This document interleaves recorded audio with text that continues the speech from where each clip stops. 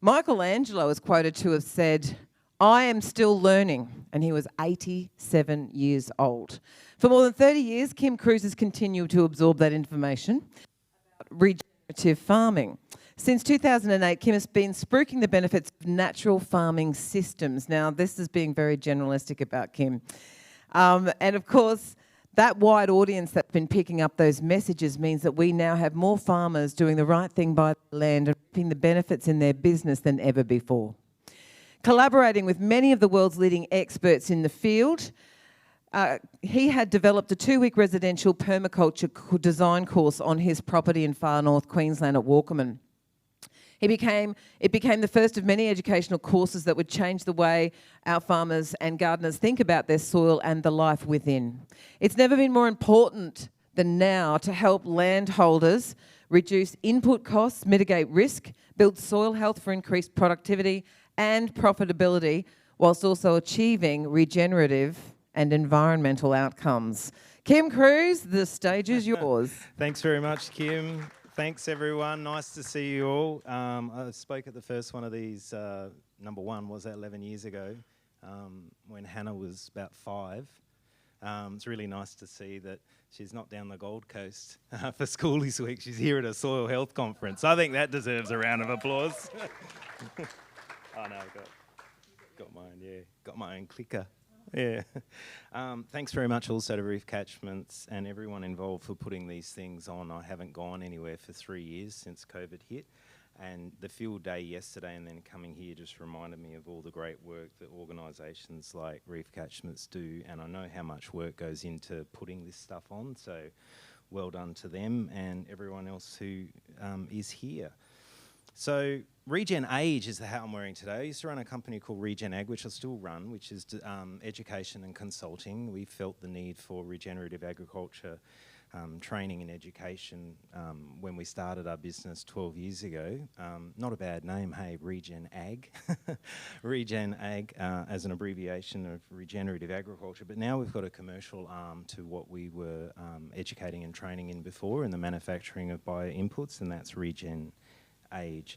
So starting with, and look, the first couple of slides are the problem, but it's just to put context of why we're all here. I think there's actually a few people in the room that could answer this to say their soils actually are better. I'm looking at you, Michael Attard, and I'm looking at you, Ken and Mary, than 5, 10 years ago. This is enemy number one, bare ground. As this little sign down here says, the quote from Charles Kellogg, if you haven't got plants, then you haven't got anything that's feeding the microbial life. So I think John said this morning about the losses of nitrogen and phosphorus as well. And without life, then soil becomes dirt. And every single one of us in this room that is a producer is essentially a solar economist. So it's how many solar panels you can have on every square metre of land. If you're in the business of photosynthesis, which you all are. This is the Gulf of Mexico, I think 85%, something like that, of coastal wetland loss in the US. The message here is that, water's the taxi, but soil and nutrient is what we lose. Roots stabilise, and obviously organic matter holds that moisture together. There's also a human impact as well to all of the agrochemicals that are widely being used. Hands up if anyone knows anybody with a endocrine or thyroid issue or anything like that, any sort of autoimmune type disease. Does anybody know anyone with anything like that? That's pretty scary. They're all sitting on the right side of the room. It's a growing issue, and we have to eat 4 times the tomatoes that we did when my grandmother was growing them to get the same nutrition, and that's all related to minerals. So we're not malnutritioned from the point of view of calories. We're malnutrition from the point of view of minerals, and the more agrochemicals for the control of diseases, which are largely soil health related, the more of these we have to use. And we've got things like autism on the rise. If everyone knows Dr. Don Huber, the gentleman who's done a lot of work on glyphosate, and you can track GMOs in America and glyphosate use with autism rates, and it won't be 20, 25 years until there's kind of 1 in 5 kids that have autism, which has a significant social and economic cost to all of us. Then there's broader ecosystem impacts and the use of these OCPs and neonicotinoids. They all cause neurological damage. Neurological damage in humans can manifest in different ways. Parkinson's is one of those. Paraquat causes neurological damage, and again, they're endocrine disruptors. And these things are floating around in the air all the time. So every time we see the plane fly over at our place, going over the bananas or the avocados, we always go inside and shudder a little bit. And then the other squeeze that I guess is on us is things sometimes outside of our control. What we're seeing going on at the moment in the Russia-Ukraine conflict and what's happened to fertiliser prices and the like. For every 1 kilogram of urea, it's taking about 3/4 of a kilogram of natural gas. So 200 kilograms of urea, which wouldn't be out of the question, say, on a sugarcane property, is taking up 150 kilograms of that gas. And of course, gas prices are exponentially increasing. So take-home message here is that fertiliser's expensive. We want to get the most nitrogen use or fertiliser use efficiency that we possibly can out of the fertiliser we're using. And I'm a big fan of humic acids and fulvic acids for being able to affordably do that. The end result of all of that thing is the same as it's always been. You've got production cost squeezing people on one side, you've got market price squeezing people on the other, and that is ultimately detrimental to them and the broader environment and the like.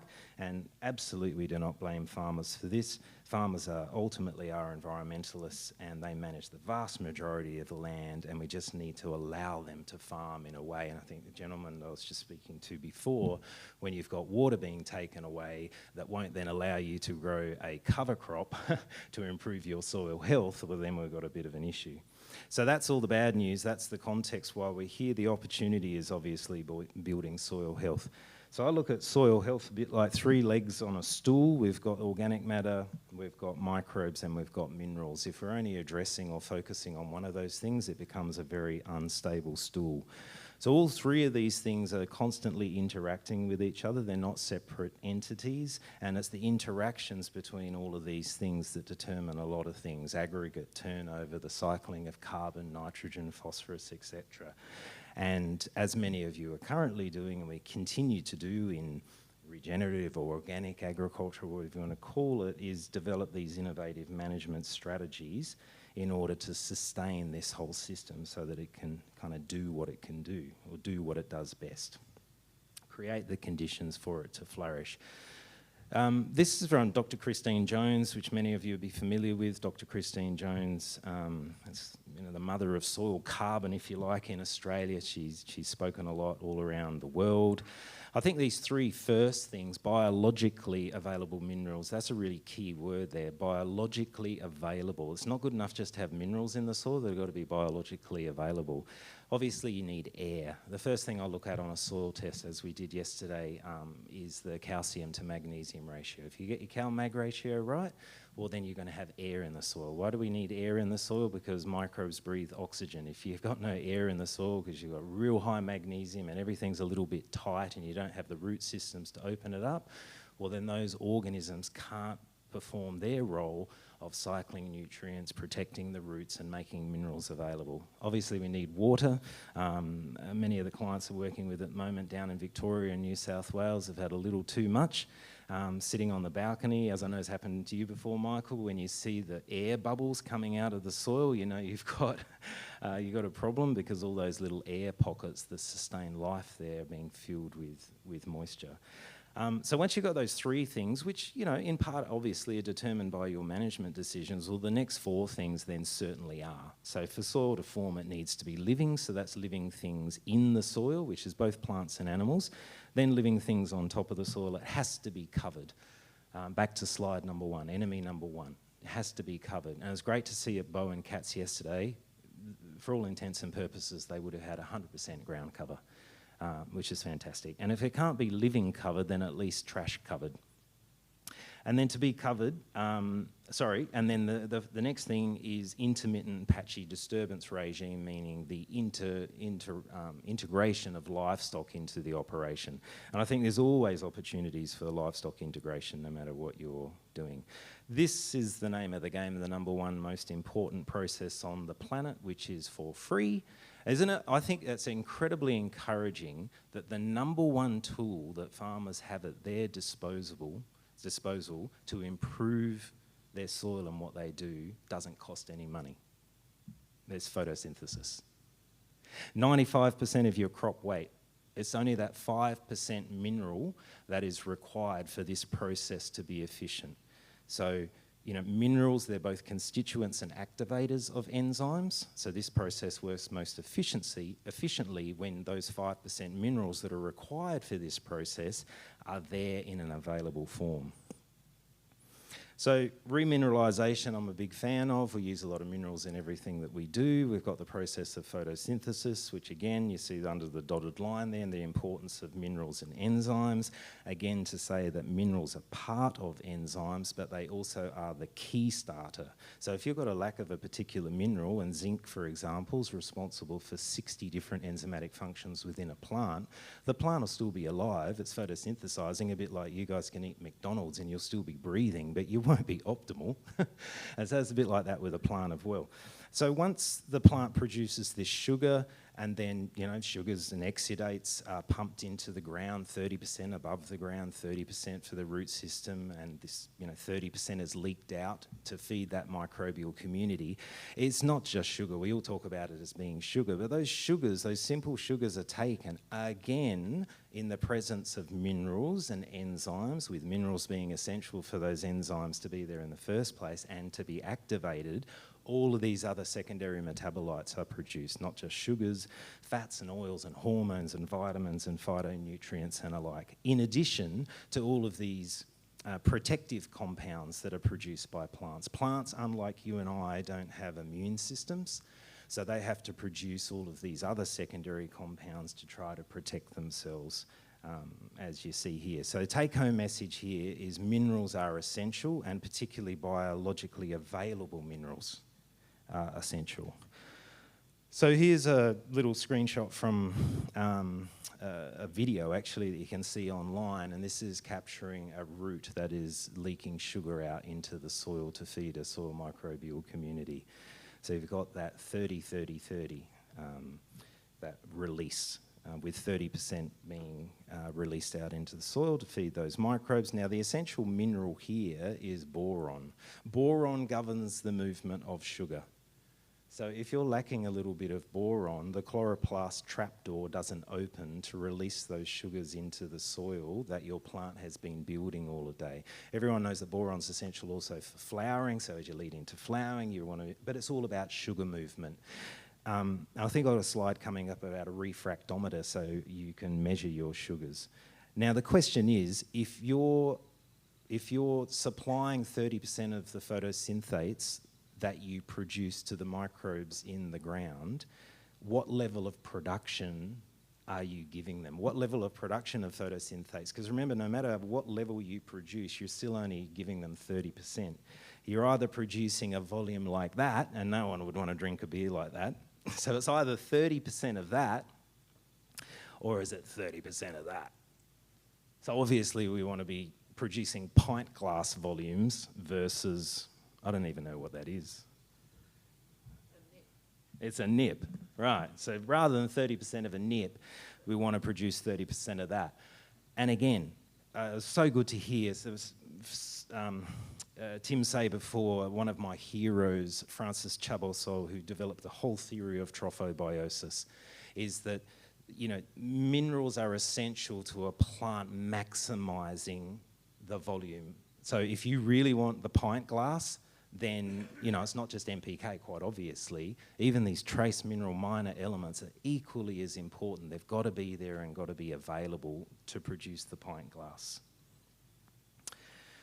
Physical characteristics of the soil structure is critically important, and it's all about oxygen exchange. So again, when I look at a soil test, and I recommend that you do this too, is the first thing to look at is the calcium-magnesium ratio, because that determines how much air you're going to have in your soil.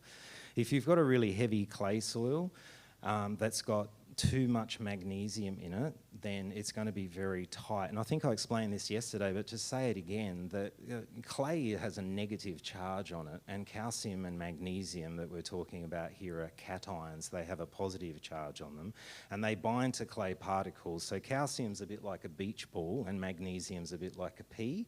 So you can imagine in your mind, if you've got clay with too much magnesium, you've got a whole lot of little peas, and it's pulling the whole soil together. And conversely, can you imagine if you've got a really sandy soil with no magnesium in it and too much calcium, you've got all these beach balls, so everything just disappears and flows through. So those of you on coastal sugarcane land will see that you've got a very low cation exchange capacity, CEC, which means your ability to hold on to nutrients is very low.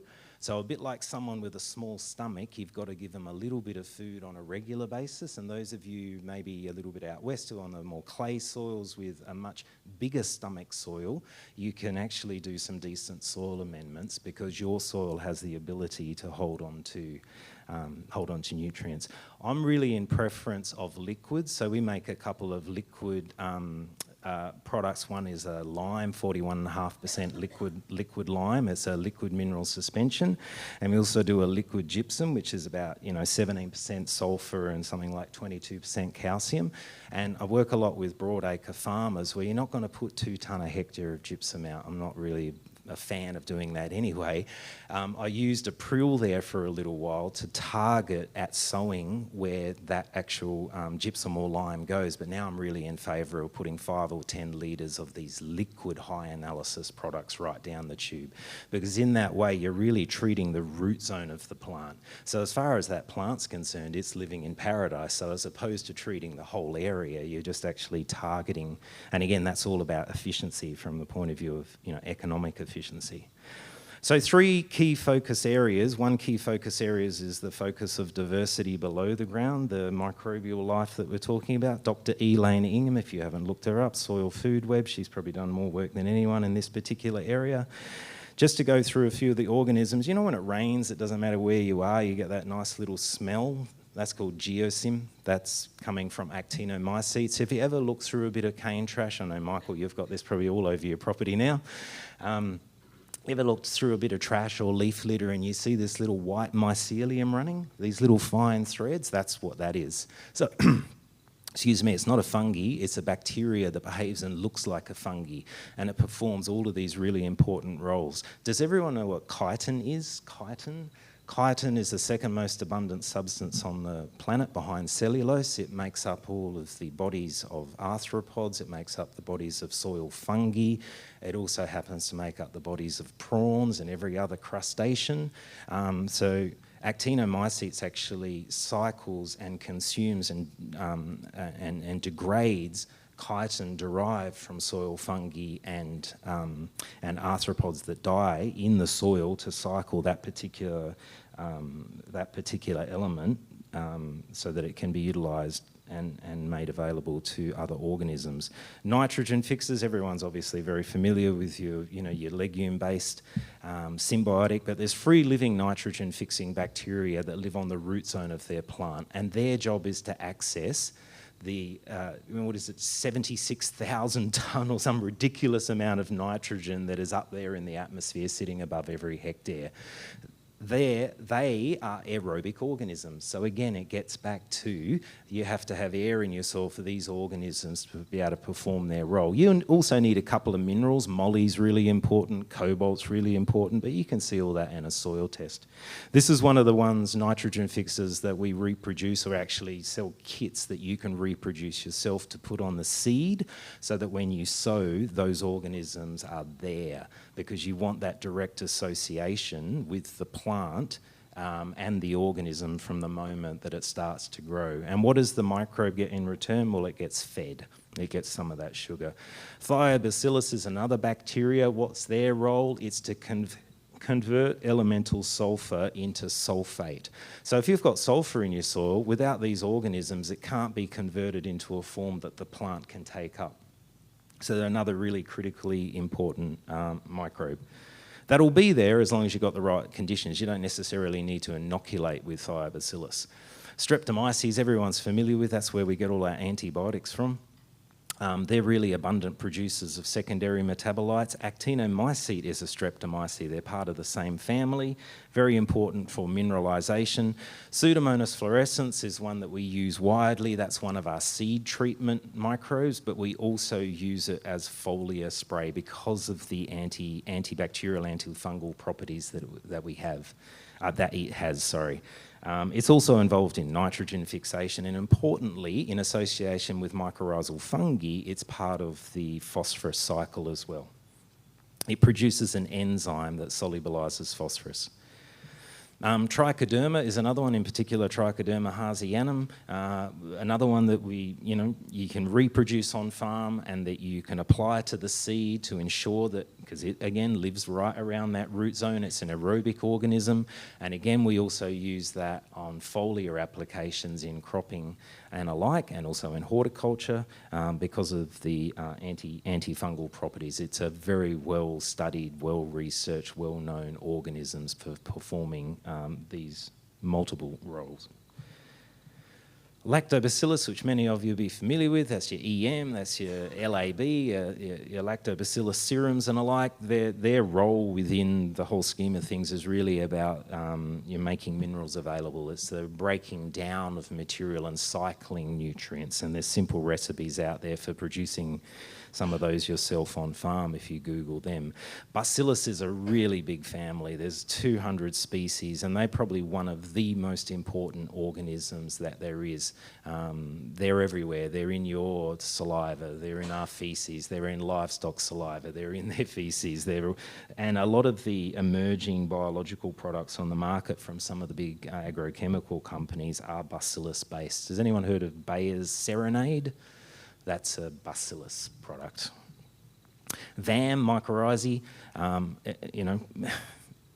probably don't need to say too much about them. Everyone knows the importance of them. If you build it, they will come. I mean, at $18 a hectare or $15 a hectare of whatever it would cost to inoculate, a 3,000 hectare broadacre dryland cropping farm, you're just not going to do it.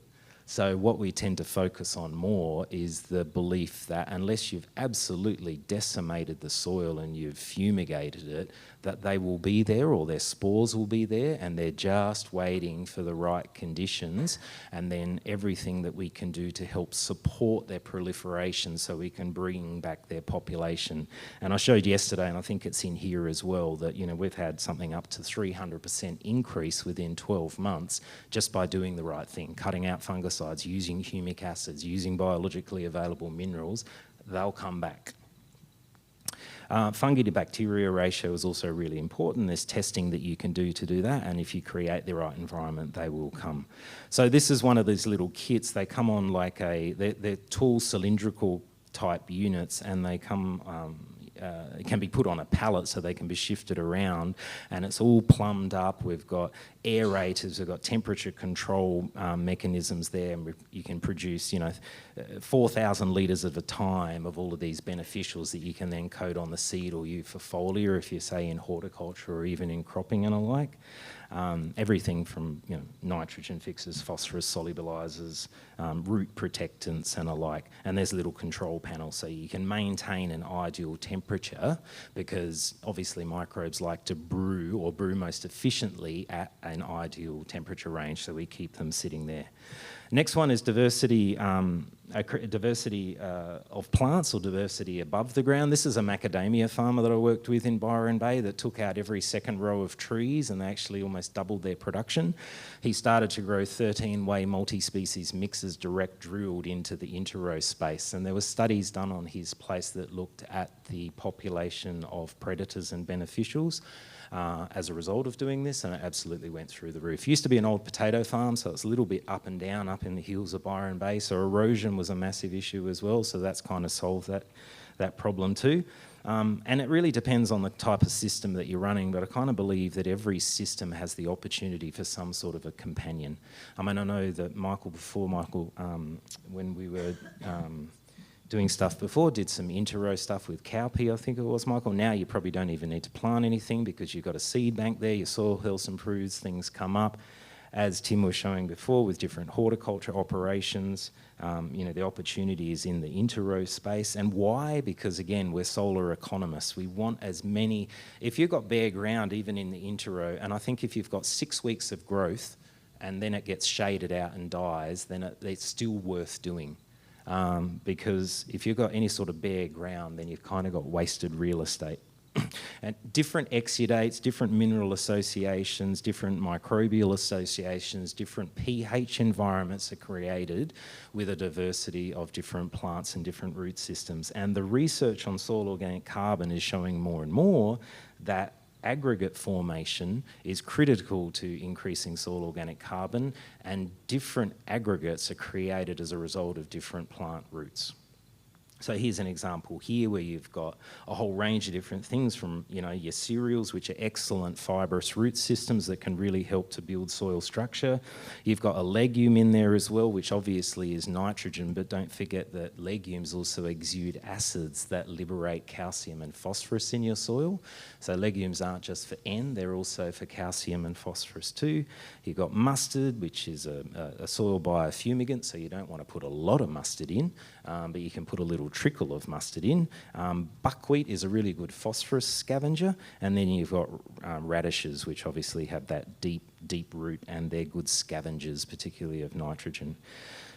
No such thing as a vegetarian landscape. It doesn't exist. I understand why people choose to be vegan and vegetarians for whatever reason, and cows can live out their life and we don't need to eat them if that's what we choose to do, but there is no such thing as a vegetarian landscape. If you don't believe me, strip naked, lie down in your garden and see how long you last. Everything eats everything. You're going to do that tonight. And look, and a lot of our cropping country in particular has been turned into a vegetarian landscape because we've moved all the sheep off and then we're just doing cropping. And what that means is you've got a requirement of more external inputs that need to come in. And a lot of the really progressive regenerative type farmers are not bringing sheep back, they're bringing livestock back. Once they get their multi-species in, it's like, well, how am I going to make money off multi-species? We've got to graze it. Well, let's bring the cows back. So, there's lots of different systems. I studied my journey into regenerative agriculture. Yeah, I was waiting for that.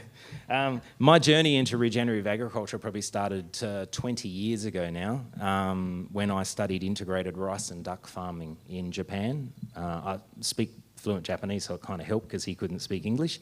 But it gave me a real insight into, and now I've heard that there's guinea pig and zucchini, and that's the mind blows. That Silence of the Lambs, they're like $22 and they last 5 years. So that's not a bad return when you do the numbers on the NPK value and the lack of slashing by having sheep in vineyards. And I'm actually speaking to an olive grove farmer that I work with now about the opportunity of putting olives in the sheep paddock.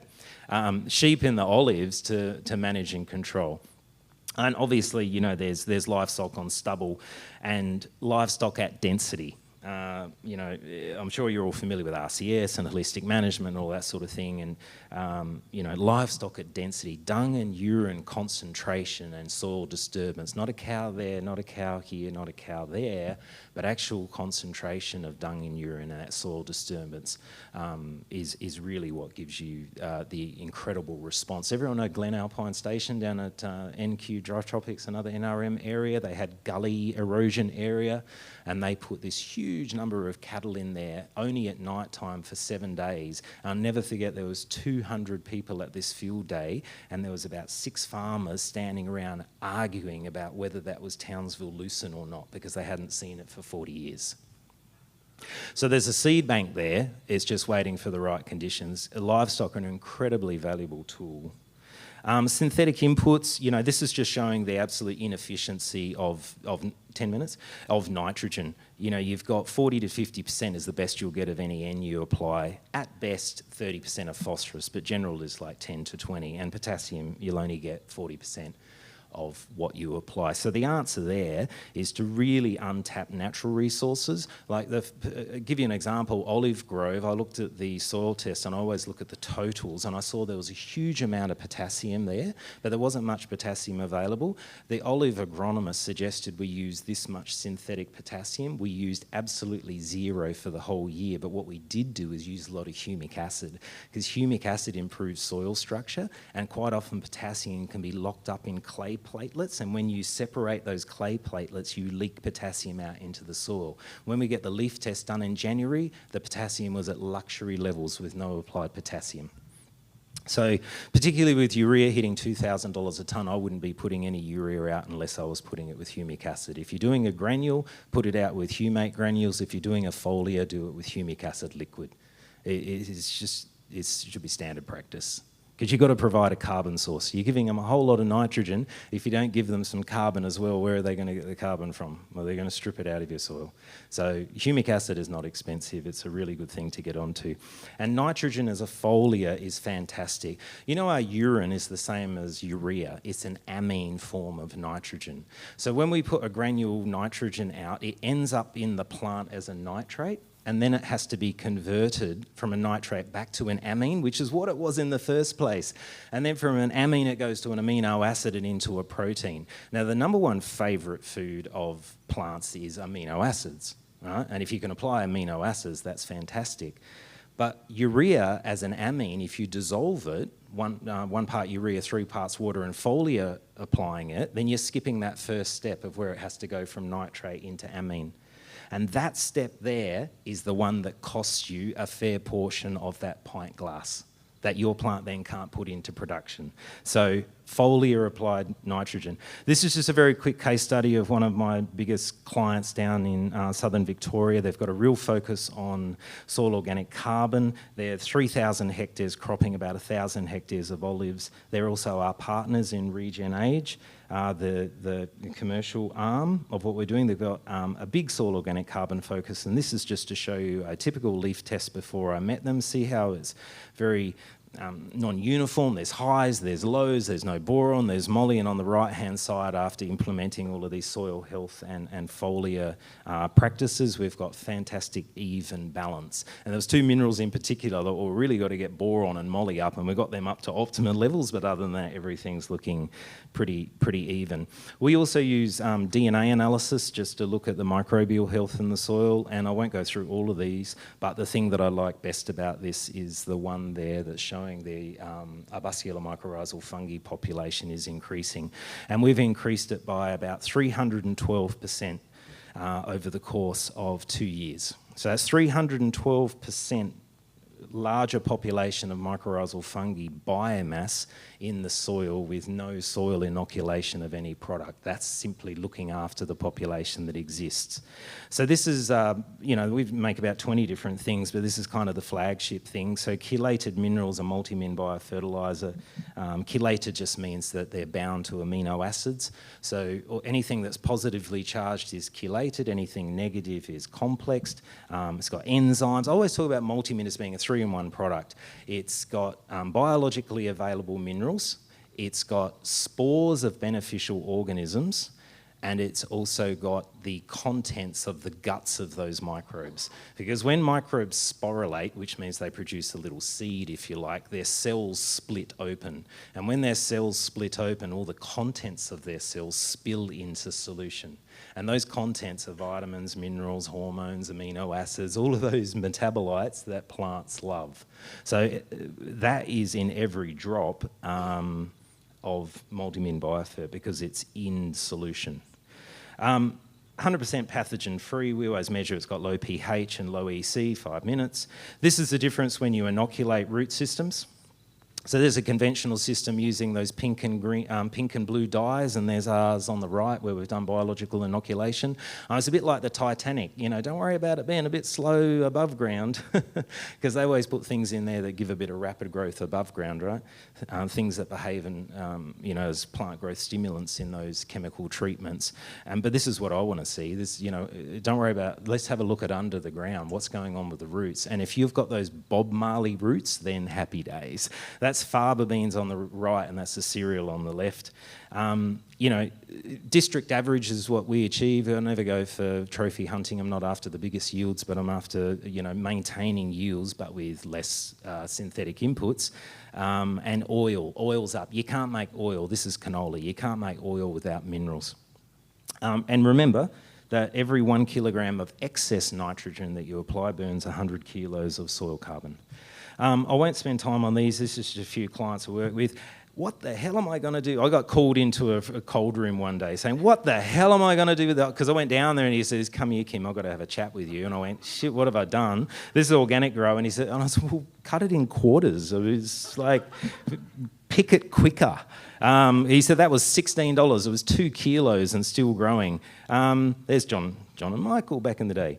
Baselining. Now, just very quickly, a couple of things that we do in addition to your soil test. And as I said yesterday, when you do a soil test, and I recommend EAL, that's who we use down in Lismore, Southern Cross University, don't just do an available test. Get a total done as well. Now, that's RAPAC 002. So if you've got a total, you'll see the bank. And then you'll go, hang on, I've got heaps of stuff there. Why isn't zinc available? And you can start to unpack things. This is another test that I get done in the US, and it's called a Haney test. RegenAG labs, it's our lab in the US. Haney test is more of a truth serum. When a normal lab uses extremely strong acids, whereas a Haney test uses acids more akin to the acids that are excreted by fungi and microbial enzymes. So it actually gives you a true picture of what is actually available. It shows you a range of things, and I probably haven't got time to go through it, but I'm happy to talk to anyone who wants to know later. Water extractable carbon and nitrogen is really important. Water extractable carbon is how much carbon is in solution in your soil when it rains or you irrigate. That's the pasta. Then the water extractable nitrogen is your source. So the carbon is the energy, that's the driver of the microbial system, and the nitrogen is the quality of the food that they have, and you need a balance between the two. And they always give you a recommendation based on those two figures as to whether you need to put more legumes in or more cereals and grasses. And here we've got 50-50 because our carbon-nitrogen food ratio is ideal, so they say keep doing what you're doing, 50-50. This here is a DNA test. So this is another one, because I like to get a complete picture. I just don't want to look at chemistry because I'm not interested in only chemistry. I want to have a look at the biology as well. So we get a PLFA, which stands for phospholipid fatty acid. It's a DNA analysis. It's a helicopter view.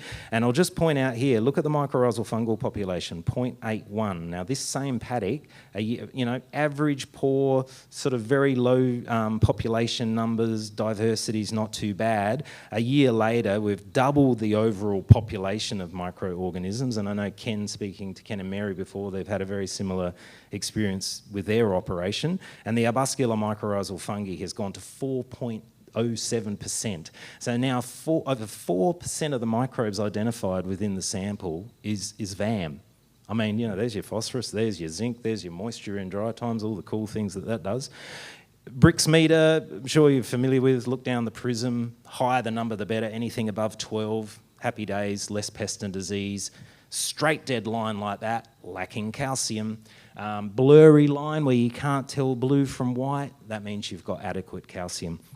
Chromatography is the final one that we do as a soil assessment. So all of those other tests, they show you in a quantitative sense the numbers, whereas this shows you the qualitative assessment of the soil and how organic matter, microbes and minerals are interacting or not together.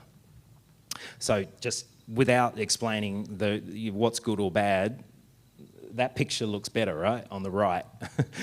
Trust me, that's a much healthier looking soil. Yes, Kym, do you want to say? I can go through that later if you. Yeah, it's a very simple thing to do. I know who's doing chromas out of you guys still. Awesome. Ken's the only one. Yeah. Yeah, and I know John and Michael, you did for a while too. I mean, it's a really valuable tool to give you a feedback. It's like $2.50, $3 to do it. It looks like iridology for the soil is what it is, yeah. Yeah.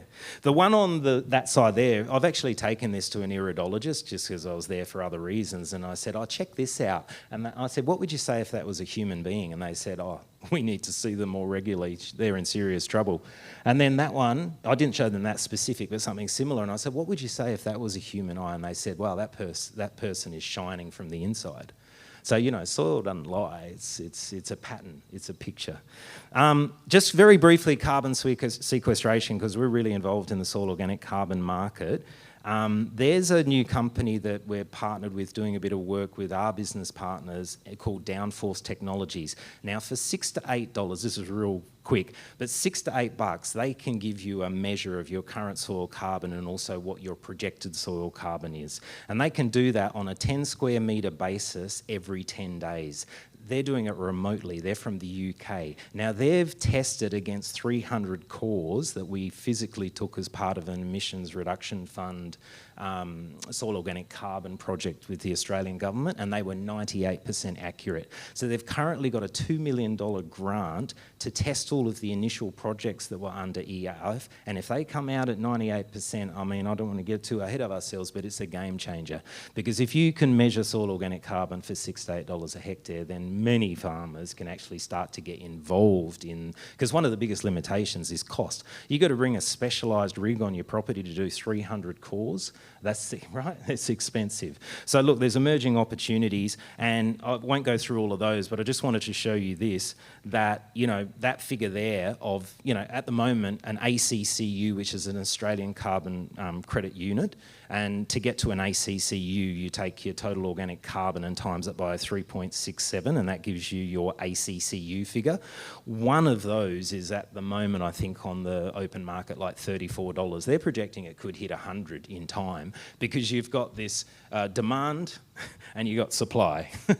And we're not going to get there through lots of other means, but man, the opportunity for farmers to take advantage of this. And look, you know, I always say to people, it's the cream on top of the cake. I mean, you're going to be doing everything to build your soil health and soil organic carbon for the cake, the thing that makes you money, your farming. But if you could make money out of, you know, doing what you're doing, then, you know, it's probably worth having a look at. And look at that 1% that would return $304,000 or $110, it's only a 0.025% increase.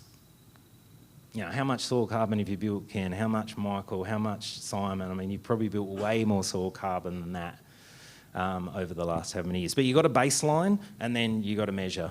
So just something to consider. Take-home message, mineral nutrition is the key. Bioavailability is absolutely essential. Follow the nutrition with the microbes. You can't just do chemistry, you've got to do biology as well. Manage the environment, build it, and they will come, allowing them to express themselves, or as my mate Joel Salatin used to say, allow the chicken to express its chickenness. Much the same with microbes.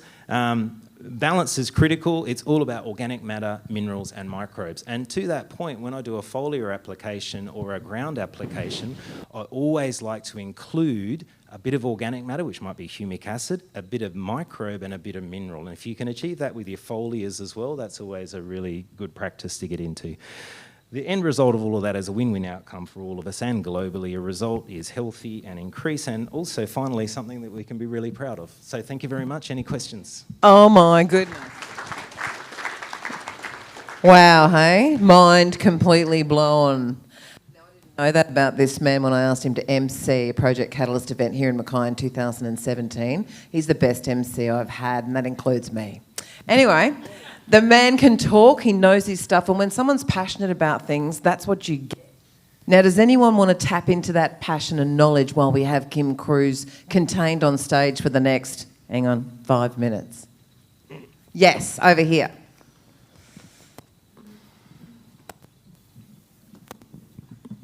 Kym, I had a few tonne of fertiliser left, and I wasn't using it after I'd been to some of these and was told to use synthetic fertiliser. But then I listened to Graham Sate and became interested in the use of humic acid if I did put that fertiliser out, which I did. But I ended up buying an excess of humic acid.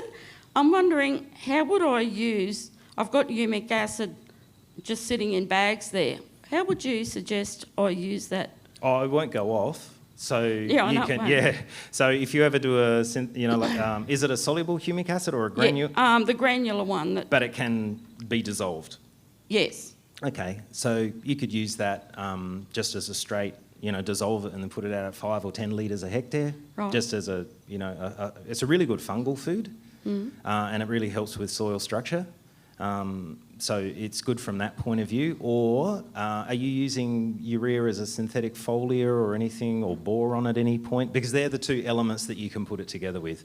So if you ever do an application of, say, Solubor for boron, it's compatible with humic acid. If you ever do a dissolved urea application, or even a granule one, but preference would be foliar because it's far more efficient, you can dissolve the urea, dissolve your humic acid, put them together, and maybe put the humic acid out at, 2-3 litres a hectare for foliar applications, and that'll help to stabilise and buffer the nitrogen input. And likewise with boron, it helps to hold on to it, because boron easily gets leached out of the soil. So I would keep it for those two purposes. Yep. I'm an absolute convert to it after my vegetable garden this year. Oh, you see Putting the it evidence in, of it, yeah. Just absolutely amazing. Awesome. Thank you very much for that question. It was great. I even learnt something. Anyone else? Yes? Yeah.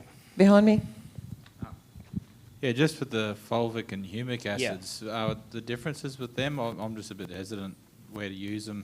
Yeah, I generally have always stuck with humic for humus. So, a good way to remember it is humic for humic acid for the soil. It's not always the case, but humic acid for the soil, fulvic for foliar.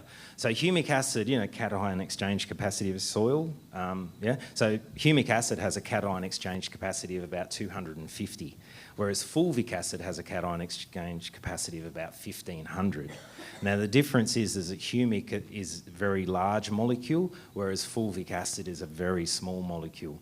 So the only time that I use humic acid as a foliar with urea, for example, is when I'm not putting other sulfates with it, because humic acid is not compatible with sulfates. Whereas fulvic acid for foliar, but also fulvic acid is your friend, as in fulvic acid is compatible with everything.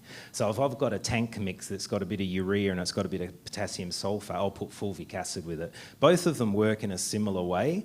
They dilate the pores on the surface of the leaf of the plant, allowing the mineral to get in. But because humic acid is a great fungal food and it opens up soil, I use humics for soil application and then keep the fulvic. And fulvic's expensive, so keep it for foliars. Awesome. Anything else from anyone else? I once had an agronomist tell me that... You got a question? Where? Sorry. Wave your arms around. Yeah, your multi-min bulk, but you're Yeah. going to bring that up to the sugar industry? Yeah, look, thank you for asking that question. We're actually looking to build a facility down here. So we've already got a pilot plant down in Victoria that's producing around 2 million litres a year. And we've got 3 other facilities in the works at the moment, but we're also looking at having a facility here. As you know, Michael, we taught, similar stuff for many years. We've done 3 years of R&D. So we've kind of changed a little bit and we've really upscaled it. I mean, 2 million litres a year is a pretty decent size operation. But, we'll stick with the same ethos as before. We're currently going to be selling at 85 cents a litre, which I think makes it affordable for people. The amount of infrastructure and time and whatever that you need to make it on a scale for a large operation is the reason why we want to have a facility dotted. We want sub-regional, so that we've got concentrates being shipped short distances as opposed to a centralised facility. So yeah, we want to, but we don't know where to find some suitable land. So if anyone knows some suitable land, and it doesn't have to be any particular zoning, it can just be rural, we can plop a plant there and then be able to, service people who want to use it. So you just said it's concentrated, so what would you dilute it with water? No. The farm? Oh, you would dilute it with water on the farm. Yeah, that's Where you're saving. Yeah, this. we don't want to be shipping water around the country. Fertiliser miles. That's what we're really conscious of. So yeah. Awesome. Thanks. One more question? No, just stretching? Okay.